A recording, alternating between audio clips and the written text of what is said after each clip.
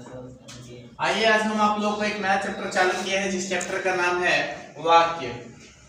हिंदी व्याकरण जो है अब बहुत जल्द हम आप लोग को बीच समाप्त कर चुकेंगे क्योंकि बहुत सारा चैप्टर आपको पढ़ा दिया गया है। और बाकी यूट्यूब चैनल पर जो विद्यार्थी नए हैं तो चैनल को सब्सक्राइब करिए और वीडियो को ज्यादा ज्यादा शेयर करिएगा। आइए हम बताते हैं आप लोग को वाक्य। वाक्य जो है VBA बोर्ड मॉडल कर दीजिएगा। बिहार बोर्ड में कई बार ये प्रश्न आ भी चुका है, इसलिए ध्यान दीजिएगा। पहला प्रश्न है कि वाक्य किसे कहते हैं, वाक्य के कितने प्रकार होते हैं।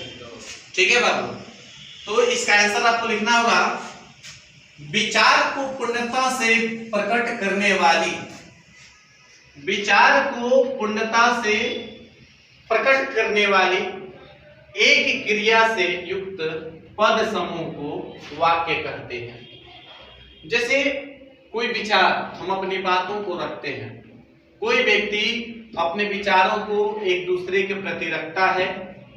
जैसे एक दोस्त दूसरे दोस्त से कुछ बोलता है और एक वाक्य के पद समूह मतलब कंजुगेट के साथ बोलता है।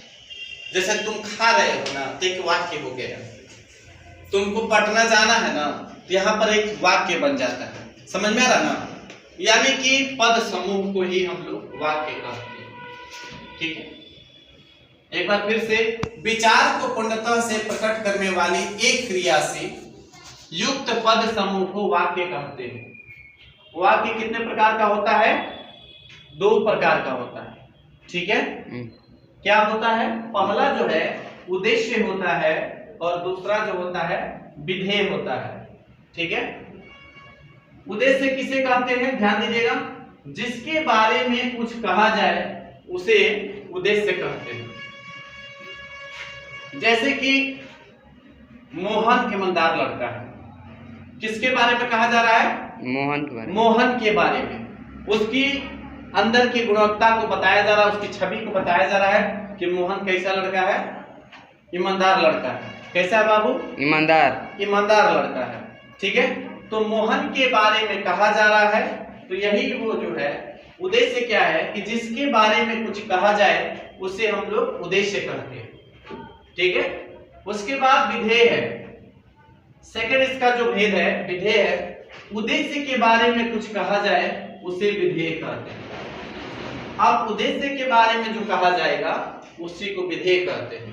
ठीक है, मैंने जो व्यक्ति जिससे मोहन के बारे में कह रहा था, अब उसी के बारे में कहा जाएगा, माने उद्देश्य के बारे में, तो वो क्या हो जाएगा?